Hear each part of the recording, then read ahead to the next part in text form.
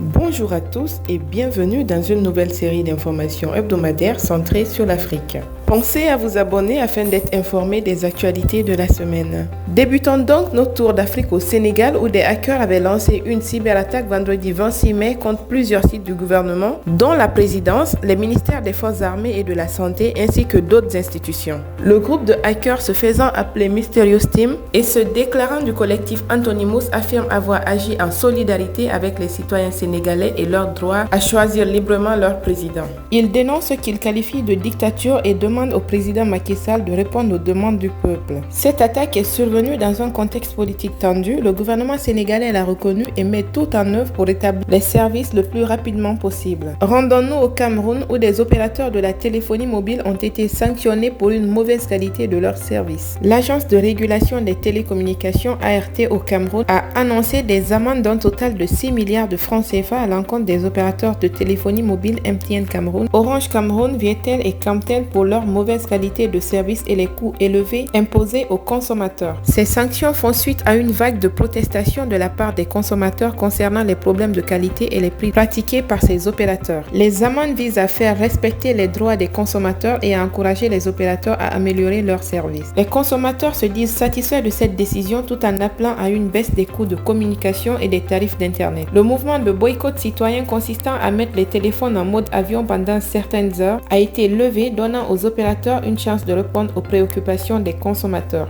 Petit tour au Nigeria où Bola Tinubu a été officiellement investi ce lundi 29 mai en tant que président lors d'une cérémonie à Abuja, la capitale du pays. Le Nigeria, qui est confronté à des difficultés économiques et à une grave insécurité, est divisé quant aux résultats des élections du 25 février, certains membres de l'opposition les contestant toujours. Lors de son investiture, Tinubu a déclaré qu'il s'acquitterait de ses devoirs en tant que président et se concentrerait principalement sur la lutte contre la criminalité et l'insécurité. Il a également annoncé l'arrêt des subventions au carburant, une mesure qui ne reste pas sans conséquences sur les prix. Le nouveau président prévoit également de relancer l'économie en mettant en place une nouvelle politique industrielle et des mesures fiscales favorisant la production locale. Cependant, il fait face à des accusations de corruption et sa santé est également un sujet de préoccupation.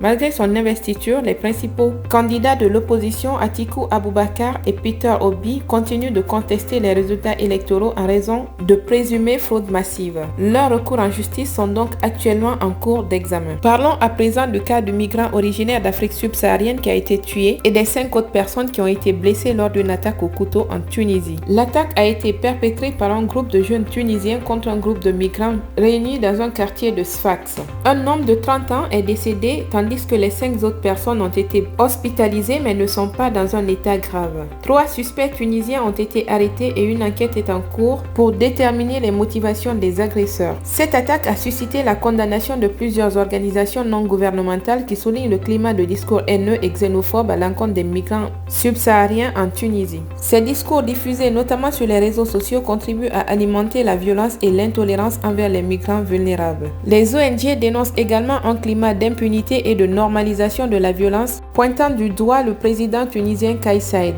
Depuis un discours du président Saïd en février condamnant l'immigration clandestine et présentant les migrants subsahariens comme une menace démographique, les départs de migrants africains de Tunisie ont augmenté. De nombreux migrants se rendent en Tunisie en transit avant de tenter de traverser la Méditerranée pour rejoindre l'Europe, souvent en Italie. L'Italie qui, depuis l'arrivée de Giorgia Meloni au pouvoir, soutient la politique anti-migratoire tunisienne. Cette attaque met donc en lumière les défis auxquels sont confrontés les migrants subsahariens en Tunisie et soulève des préoccupations quant à la violence et à la discrimination qu'ils subissent. Continuons notre tour d'Afrique en Ouganda où une nouvelle loi sévère contre l'homosexualité a été promulguée. Suscitant une vive indignation à travers le monde, cette loi prévoit de lourdes peines pour les relations homosexuelles et la promotion de l'homosexualité. Elle introduit également la notion d'homosexualité aggravée où les actes sexuels récidivistes entre personnes de même sexe peuvent être punis de la peine de mort. En outre, quiconque fait la promotion délibérée de l'homosexualité risque jusqu'à 20 ans de prison et les organisations impliquées peuvent être interdites pendant 10 ans. Le vote de cette loi a provoqué un tollé international avec de nombreuses critiques dénonçant la discrimination et les atteintes aux droits droits de l'homme. Plusieurs pays ont exprimé leur inquiétude et envisagent donc de réexaminer leur coopération avec l'Ouganda, notamment le président américain Joe Biden qui étudie les conséquences de cette loi sur la coopération entre les États-Unis et l'Ouganda, y compris l'aide et les investissements. Cette loi bénéficie d'un soutien populaire important en Ouganda et les voix d'opposition sont rares dans le pays dirigé depuis longtemps par le président Yoweri.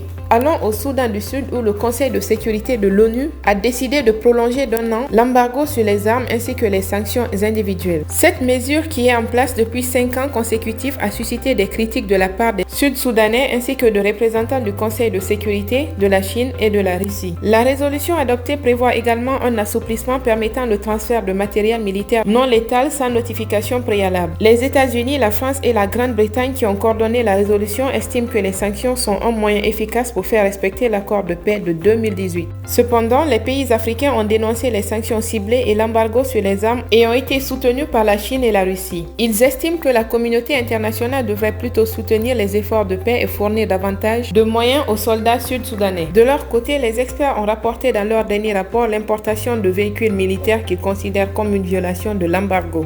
L'ambassadeur du Soudan du Sud a qualifié ces mesures de contre-productives et a appelé à un soutien accru pour son pays dans ses efforts de pacification. Parlons à présent du Club des jeunes filles leaders de Guinée, une association créée en 2016 et présidée par Adja Idrissa Ba qui a remporté le prix Liberté 2023. Cette organisation se bat pour les droits des femmes et les enfants en Guinée en luttant contre les mariages forcés, les violences sexuelles et les mutilations génitales. Le club a été proposé par des élèves du lycée Agripole dans le cadre de l'appel à proposition Notre prix Liberté 2022. Plus de 400 propositions ont été soumises. Adja Idrissa Ba, présidente du Parlement des enfants de Guinée à seulement 15 ans, a fondé le club en 2016. Son témoignage puissant est la présentation de son action contre l'excision et le mariage forcé lors du Forum mondial Normandie pour la paix en 2022 ont suscité une ovation du public. Dans une interview accordée à la région Normandie, Adja Idrissa Ba a parlé de la situation des droits des femmes en Guinée et de la nécessité de changement, alors que 96% des jeunes filles subissent encore l'excision dans le pays. Selon elle, l'éducation est la clé pour faire évoluer les mentalités. La cérémonie de remise du prix Liberté 2023 a eu lieu ce mardi 30 mai au Zénith de Caen. Le club des jeunes filles leaders de Guinée a reçu un chèque de 25 000 € pour soutenir sa cause ainsi qu'un trophée réalisé par des élèves du lycée des métiers Augustin.